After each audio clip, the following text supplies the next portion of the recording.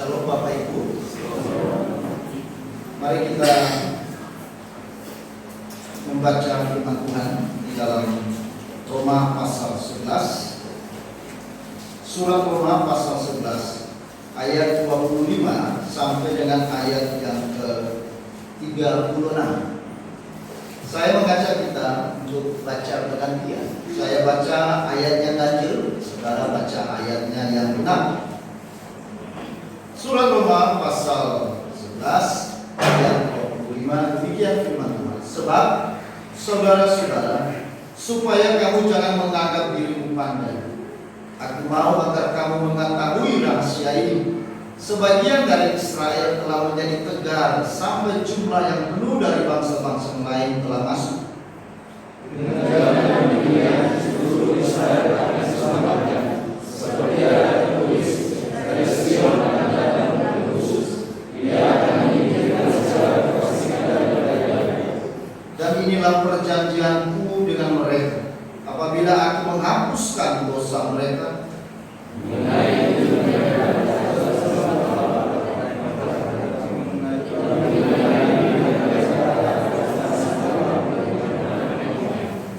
sebab Allah tidak menyesali kasih karunia dan panggilanmu.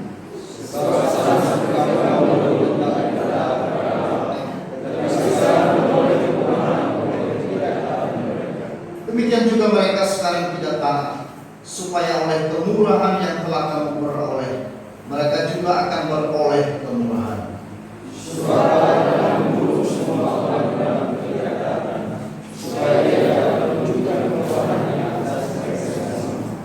Oh, alangkah dalamnya kekayaan hikmat dan pengetahuan Allah.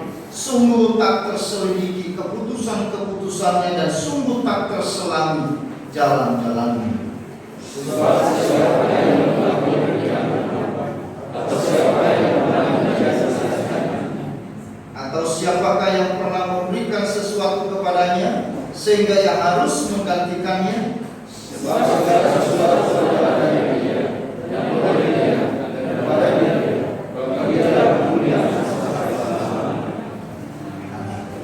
Berbahagialah kita sekalian yang sudah membaca firman Tuhan ini, dan kita adalah orang yang berbahagia yang percaya dan melakukan firman Tuhan.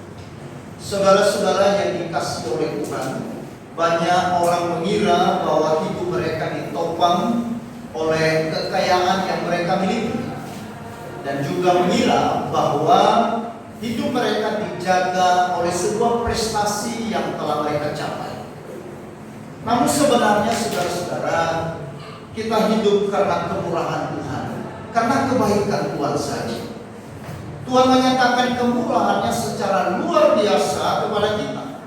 Bahkan sebenarnya saudara-saudara, kalau kita bisa hidup dengan kondisi dan kapasitas kita sebagai manusia saja, itu sudah merupakan kemurahan Tuhan. Saya ulangi, kalau kita bisa hidup dalam kondisi dan kapasitas kita sebagai manusia saja, sebenarnya itu sudah kemurahan Tuhan. Amin.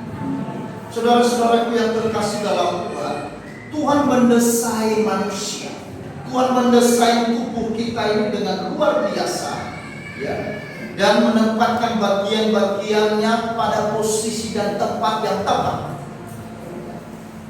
Tuhan juga menciptakan kita dengan segala keindahan di dalamnya untuk kepentingan dan kebaikan kita sendiri. Saudara perhatikan, Tuhan menciptakan kita dengan bentuk gigi yang berbeda dan ditempatkan pada posisi yang tepat.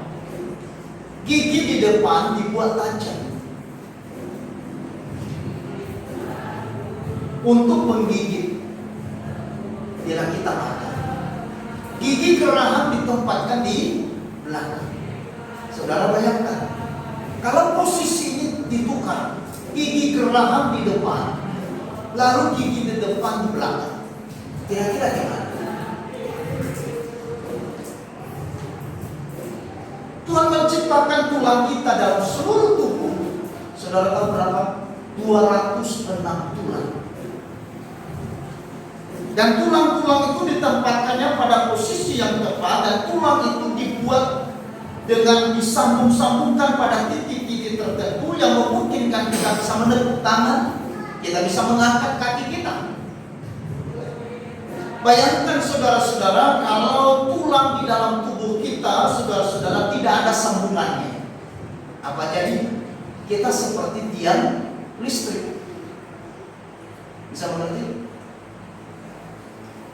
Kalau tidak ada sambungan-sambungan tulang dalam tubuh kita, maka tangan kita nggak bisa bergerak, tangan kita begini saja. Saudara nggak bisa membungkuk, saudara nggak bisa mengangkat kaki, saudara tidak bisa menoleh kanan dan kiri.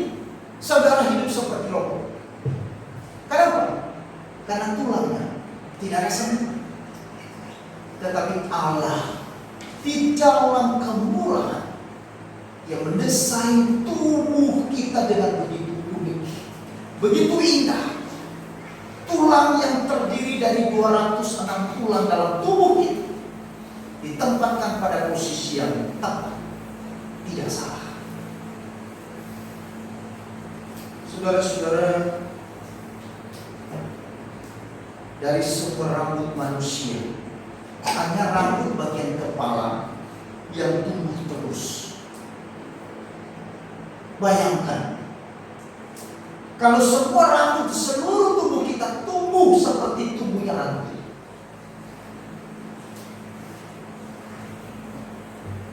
ini bisa pusing kita semua.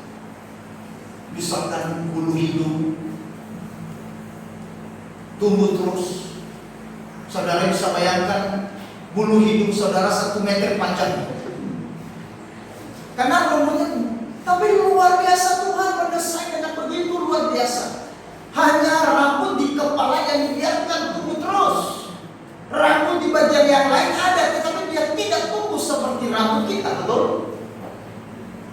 Di hidung kita ada rambut, tetapi tidak tumbuh seperti rambut di kepala. Saudara-saudara, itulah kemurahan Tuhan. Saudara, Tuhan kita adalah Tuhan yang menyatakan kekayaan kemurahan-Nya kepada seluruh alam semesta, kepada tumbuhan, yang menyatakan kebaikan-Nya, kemurahan hati-Nya kepada binatang, dan teristimewa kepada manusia di dunia ini.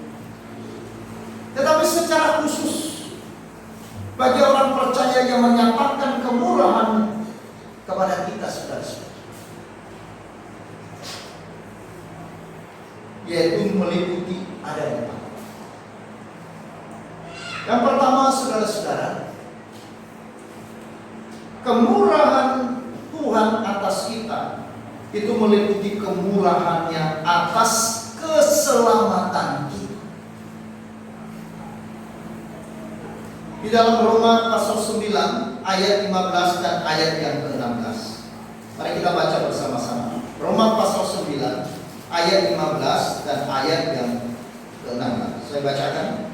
Sebab Ia berfirman kepada Musa, Aku akan menaruh belas kasihan kepada siapa Aku mau menaruh belas kasihan, dan Aku akan bermurah hati kepada siapa Aku mau bermurah hati. Jadi hal itu tidak tergantung pada kehendak orang atau usaha orang, tetapi kepada kemurahan hati Allah. Lalu kemudian dalam Roma pasal 11 ayat 30 sampai dengan ayat yang ke-32. Mari kita baca bersama-sama. Sebab Allah tidak menyesali kasih, sebab sama seperti kamu dahulu tidak taat kepada Allah, tetapi sekarang beroleh kemurahan oleh ketidaktaatan mereka.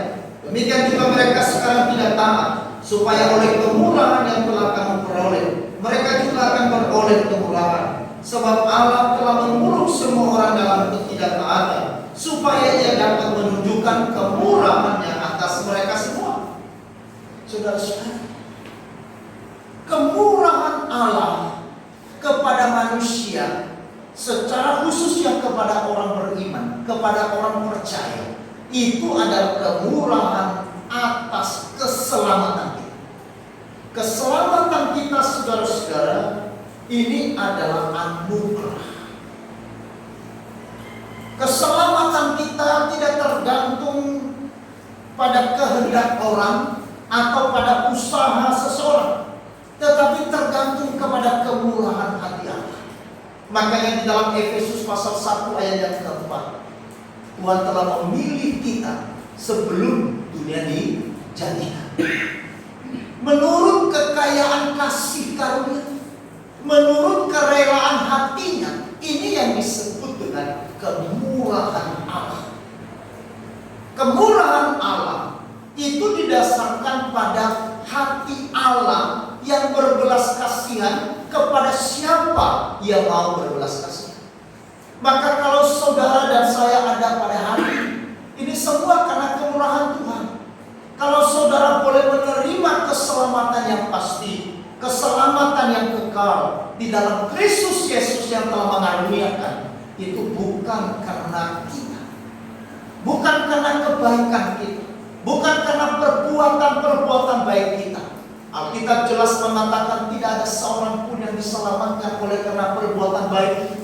Karena tidak mungkin manusia yang hidup di dalam dunia bisa sempurna oleh karena perbuatannya.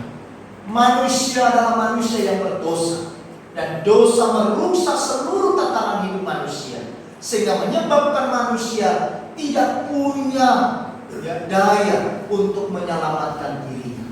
Walaupun mungkin manusia berupaya dengan usaha, dengan cara apapun untuk menyelamatkan dirinya, tetapi manusia tidak bisa menyelamatkan dirinya. Manusia boleh diselamatkan semata-mata karena anugerah.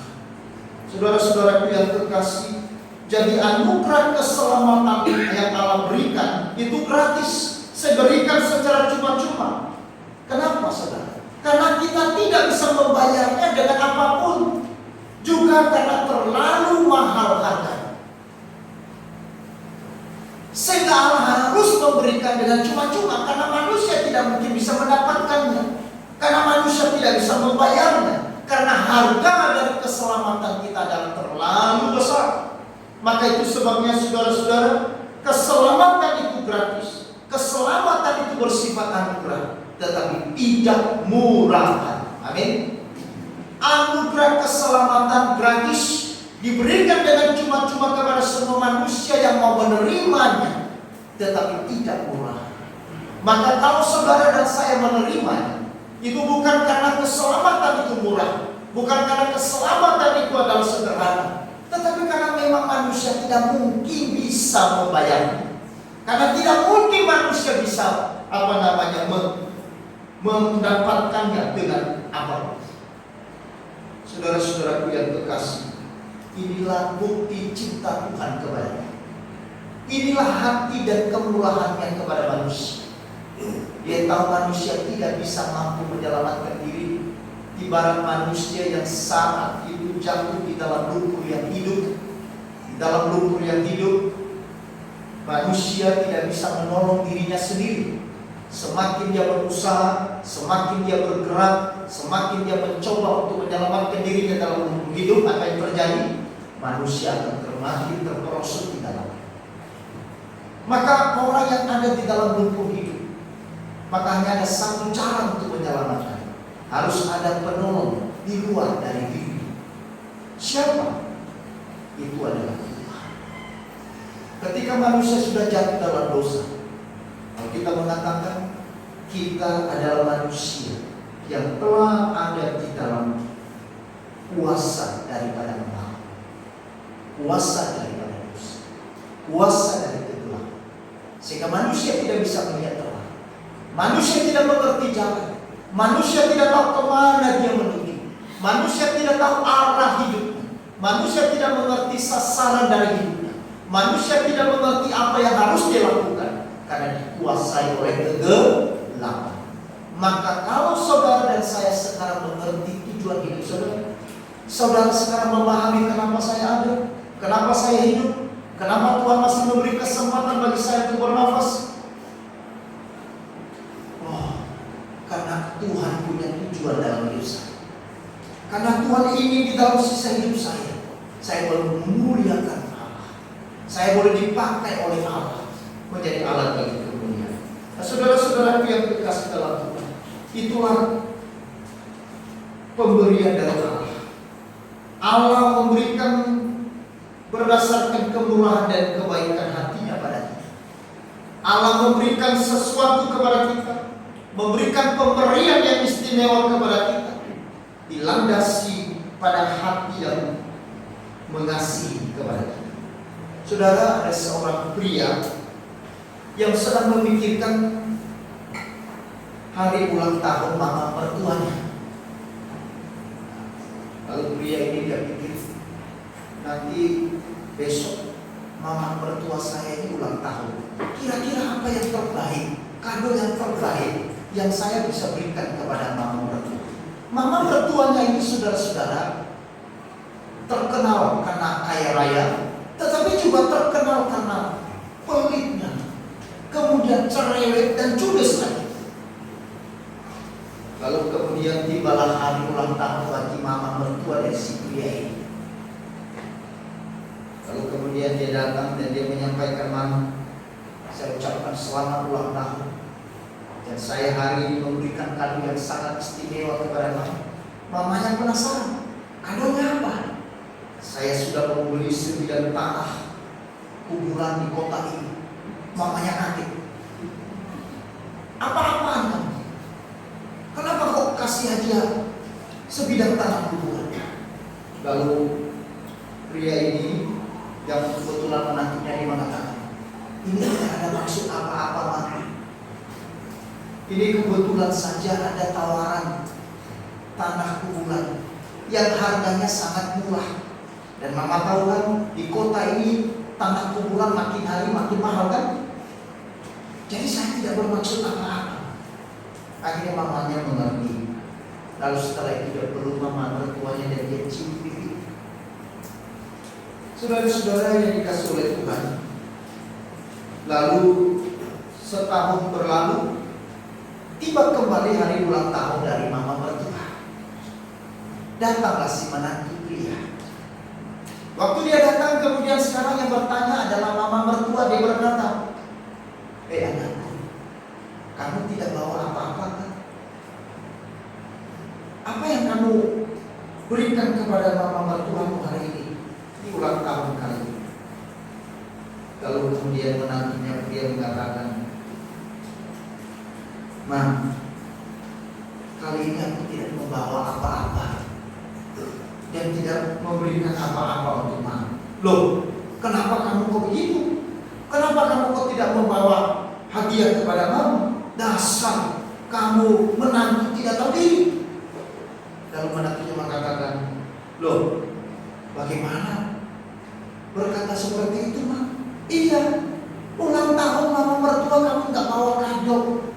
Dasar kamu menantu yang tidak tahu diri." Lalu kemudian menantunya berkata begini, "Loh, Ma, hadiah tahun lalu saja Mama belum pakai. Kok sudah diminta lagi? Pakai dulu dong hadiah yang tahun lalu." Maksudnya apa? Karena kuburannya dulu. Saudara-saudara, ini pemberian yang tentunya tidak selalu dari kemurahan. Ini pemberian yang didasari pada motif yang salah. Maka itu sebenarnya pemberian manusia tidak selalu dari kemurahan hati kita. Kadang-kadang pemberian dengan terpaksa. Ada orang yang memberi karena keuntungan, bahkan mungkin ada maksud lain. Atau ada orang yang memberi karena ingin menguasai seseorang. Ada orang yang memberikan sesuatu karena ingin tampil berbeda. Kemungkinan seperti saudara-saudara, memberi adalah tindakan yang nilainya tidak ditentukan. Nilainya ditentukan bukan oleh wujud pemberiannya, tetapi oleh motivasi. Setuju? Bukan nilai dari wujud pemberiannya, tetapi motivasi di dalam pemberian. Saudara-saudara yang dikasihi oleh Tuhan, keselamatan kita, pemberian Allah di dalam Kristus Yesus kepada saudara dan saya, itu adalah pemberian yang didasarkan pada motif hati yang penuh dengan belas kasih. Dari hati yang bermurah, dari kebaikan hati, Alkitab berulang-ulang berkata, yang menyerahkan dirinya karena ia mengasihi kita. Ia berkorban dan ia mati di atas kayu salib. Bukan karena kita baik, bukan karena kita mengasihi dia, bukan karena kita telah melayani dia, tetapi karena kerelaan hatinya untuk memberikan anugerah kepada kita sendiri. Nah, saudara-saudaraku yang terkasih dalam Tuhan, itulah kemurahan Allah yang kita bisa lihat dalam hidup kita, yaitu kemurahan Allah atas keselamatan. Maka bersyukur kepada Tuhan yang menyediakan pemberian yang cuma-cuma kepada siapa mereka yang mau percaya, kepada siapa mereka yang mau mengimani bahwa keselamatan ada di dalam Kristus Yesus. Dan keselamatan di dalam Kristus bukan keselamatan yang sifatnya sementara, bukan keselamatan yang moga-moga, bukan keselamatan yang akan, tetapi keselamatan yang pasti. Alkitab dengan tegas mengatakan dalam Yohanes pasal 6 ayat 47, barang siapa yang percaya kepadaku, yang mempunyai hidup yang kekal. Lalu Yohanes pasal 10 ayat 28 dikatakan, aku memberikan hidup kekal kepada mereka, dan mereka pasti tidak binasa, melainkan beroleh hidup yang kekal. Sampai kapan? Sampai selamanya. Yesus memberikan kepastian. Keselamatan di dalam Kristus adalah keselamatan yang pasti. Keselamatan yang pasti yang membuat saudara dan saya hidup tenang, hidup di dalam damai. Kenapa hidup dalam damai? Karena kita tahu bahwa kita sudah menikmati keselamatan. Kalau keselamatan saudara bersifat akan mudah-mudahan, moga-moga, maka seumur hidup saudara tidak mungkin saudara menikmati ketenangan. Karena saudara akan terus digergoti pikirannya yang berkata, nanti setelah saya mati kemana? Setelah hidup ini kemana? Bagaimana nanti hidup saya? Ke surgakah atau ke nerakakah? Maka pertanyaan-pertanyaan yang terus ada dan timbul dalam pikiran dalam hati kita. Dan itulah sebenarnya Yohanes pasal 14, Yesus mengatakan jangan gelisah hati.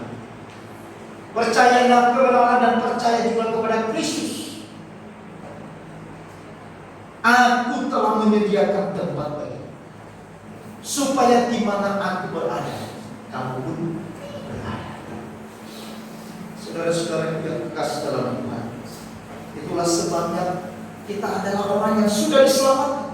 Kalau kita adalah orang yang sudah diselamatkan, maka yang kita lakukan adalah bersyukur melalui hidup. Yang kedua,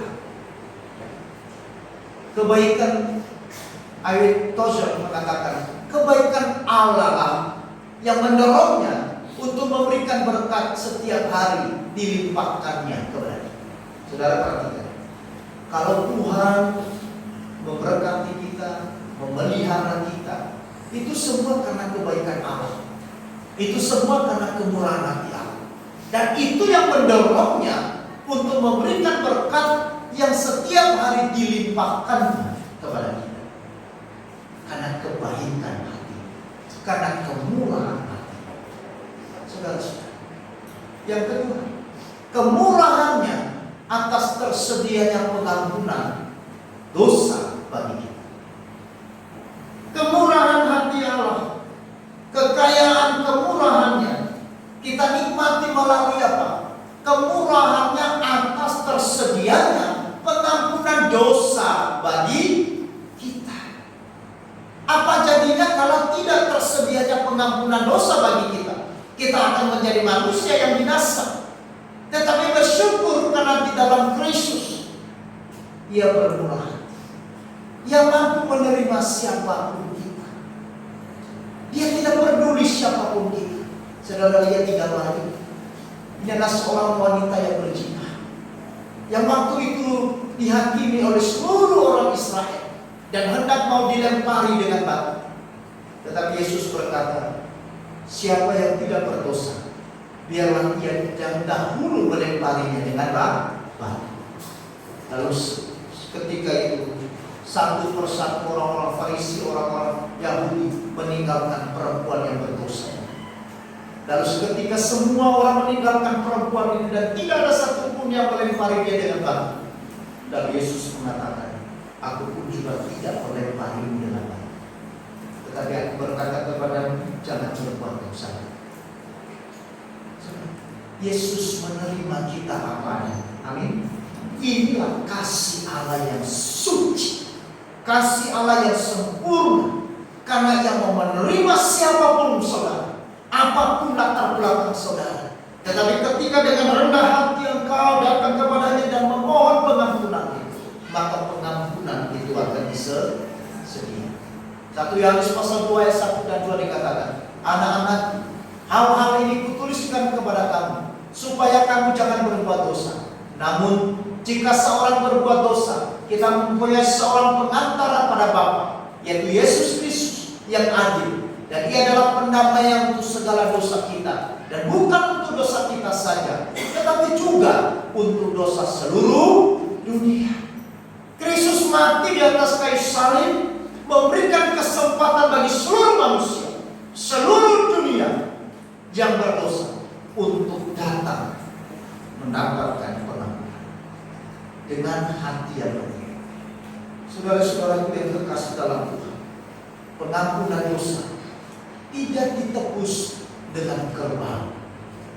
Pengampunan dosa tidak bisa ditebus dengan sapi yang besar, dengan kambing dan domba yang lain, bukan pula dengan emas dan perak yang saudara miliki mungkin, atau dengan apapun.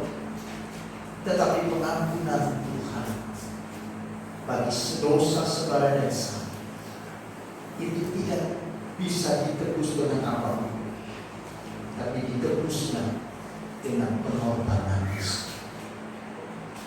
Saudara, maka kepada siapapun kita, karena Alkitab mengatakan bukan hanya untuk dosa kita saja, tetapi juga untuk dosa seluruh manusia yang mau percaya dan mau menerima pengampunan di hadapan. Saudara-saudara yang dikasihi oleh Tuhan, itulah kemurahan Tuhan, kekayaan kemurahannya yang kita nikmati dalam hidup. Kemudian yang ketiga, kemurahannya atas kesempatan bagi kita untuk melayani. 2 Korintus 4 ayat 1 kita baca, oleh kemurahan Allah kami telah menerima pelayanan ini, karena itu kami tidak apa-apa. Saudara-saudara, kemurahan Allah meliputi di dalam hidup kita melalui tersedianya kesempatan bagi saudara dan saya yang sudah diampuni untuk melayani. Melayani Tuhan, saudara-saudara, ini adalah sebuah kehormatan, sebuah kesempatan yang Allah berikan untuk kita menjadi tim bagi Allah. Bukan berarti Tuhan tidak bisa bekerja sendiri. Bukan berarti Tuhan tidak bisa melakukan apa-apa. Bukan berarti bahwa kita melayani karena kita sedang mau menolong Tuhan. Bukan. Kita melayani bukan karena Tuhan sudah capek atau lelah sehingga perlu kita topang Tuhan. Bukan. Tetapi saudara dan saya melayani karena Tuhan di dalam kemurahannya memberi kesempatan bagi saudara dan saya dalam sisa hidup ini untuk melayani Dia. Dan kesempatan itu adalah sebuah kesempatan yang istimewa. Amin.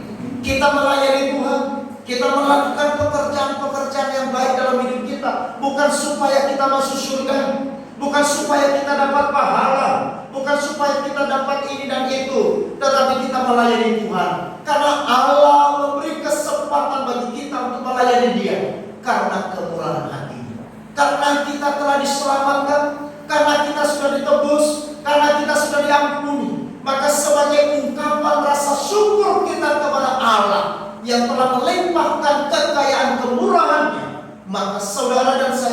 dipanggil untuk melayani.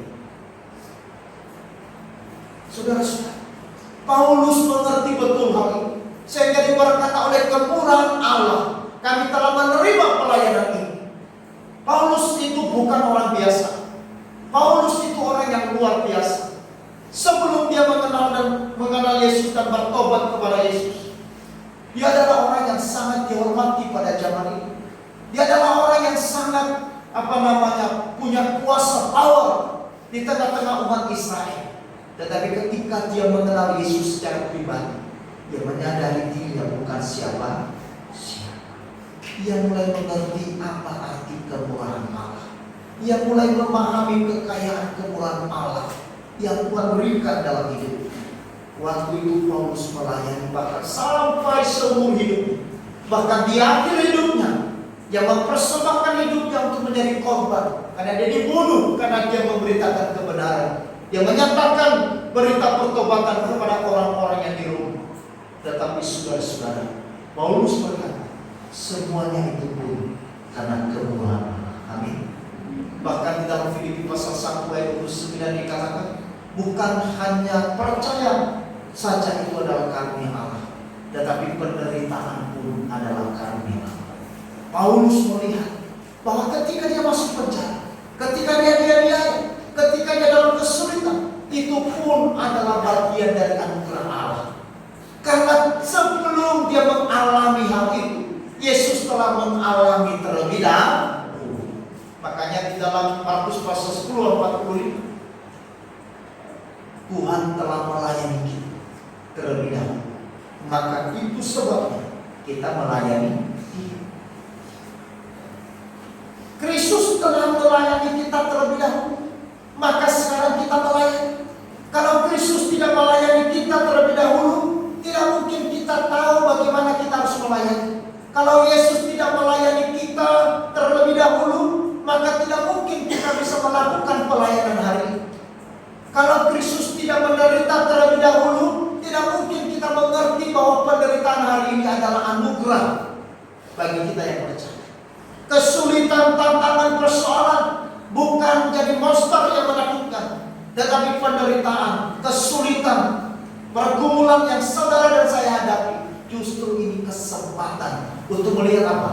Kemurahan Allah. Amin. Jadi kalau saudara dan saya mau menikmati kemurahan Allah di dalam penderitaan sekalipun, kemurahan Allah nyata.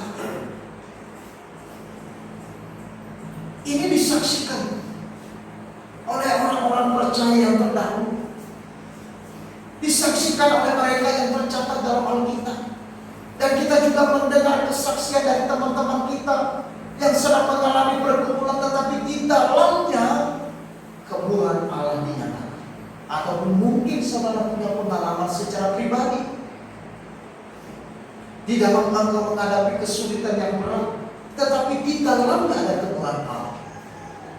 Engkau mengira tidak ada jalan keluar, engkau mengira sudah habis masa depan saudara, sudah tidak ada pertolongan, tetapi laksmi Tuhan menolong. Amin. Saudara, pada saat saya di Kemangetan tanggal 17 Desember tahun 2000, saya sudah tidak punya makanan. Sebagai seorang mahasiswa praktek, saya tidur, tidak bisa tidur karena perut tidak ada isinya. Bunyi keroncong terus. Lalu saya berdoa, Tuhan, Engkau tahu kalau hamba-Mu sudah tidak punya makanan, tetapi saya tidak minta makanan. Kalau Tuhan juga izinkan saya tidak merasa lapar. Kalaupun Tuhan tidak memberikan makanan, tetapi berikan aku perut yang tahan lapar. Tetapi ternyata Tuhan pakai cara yang berbeda. Dia tidak pakai cara perut yang tahan lapar, tetapi Dia kirimkan seorang tetangga yang datang ke tempat saya. Dia beli dan bawa krisis yang besar. Apa isinya? Makanan yang berlimpah. Satu kresek hitam gede. Ada nasi, ada paha ayam, ada jajan. Waduh, luar biasa. Om, ini Om, berkat Tuhan. Dia tidak masuk. Saya buka pintu. Apa ini Bu? Ada berkat.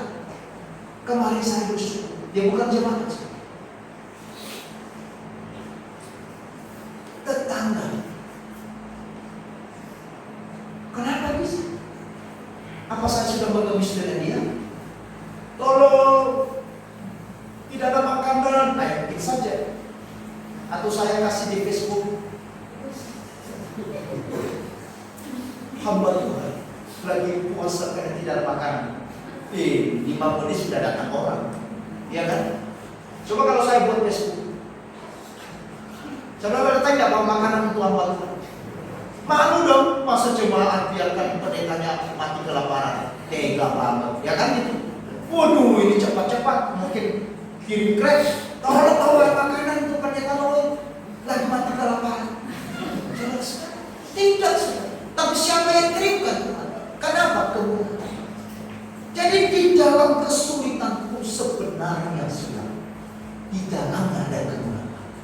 Tinggal kita mampu melihat atau tidak. Kenapa manusia tidak mampu melihat kemuliaan Allah di dalam setiap kesulitan? Karena kita lebih fokus kepada masalah. Kita lebih fokus kepada kesulitan. Masalah, kesulitan itu menguasai perasaan hati kita semua. Sehingga kita tidak bisa melihat kemurahan Allah. Saudara-saudara yang dikasihi Tuhan, maka layanilah Tuhan sesuai dengan panggilan dan karunia yang Dia berikan bagi kita. Amin. Kita punya karunia masing-masing untuk melayani Tuhan. Maka kita tidak bisa menghakimi satu dengan yang lain. Ada orang yang punya karunia untuk menasihati, tetapi ada orang yang tidak punya karunia untuk menasihati. Ada orang yang menasihati, tetapi menasihati dengan nada sindir, dengan nada menghakimi, dengan nada sebagai seorang hakim, ya kan? Maksud hatinya apa? Menasihati. Karena orang itu tidak punya karunia menasihati. Ada orang yang punya karunia untuk membawa, seperti Andreas, membawa orang, membawa teman, membawa suka membawa. Ada punya karunia untuk mengajar, macam-macam. Ada karunia untuk berdoa, karunia iman, karunia menyembuhkan, dan macam-macam karunia. Maka semua karunia-karunia itu Tuhan berikan kepada setiap jemaat dalam gereja. Tujuannya apa? Bukan untuk membanggakan diri, bukan untuk menonjolkan diri masing-masing. Karunia aku yang lebih hebat, dia tahu siapa aku ini. Kalau bukan aku, tidak mungkin terjadi. Maka kalian ini harus bertobat. Ya kan? Saudara-saudara, ini bukan karunia-karunia Allah yang diberikan dalam diri kita. Tujuannya adalah untuk membangun tubuh Kristus. Ada karunia yang bisa berbahasa lidah, ada karunia yang menerjemahkan, ada karunia yang bisa berdoa, ada karunia yang bisa menyembuhkan, ada karunia yang bisa melakukan mukjizat, ada karunia yang bisa mengajar, dan sebagainya. Tujuannya jelas di dalam 1 Korintus pasal 12, untuk membangun tubuh Kristus menuju kepada kedewasaan roh.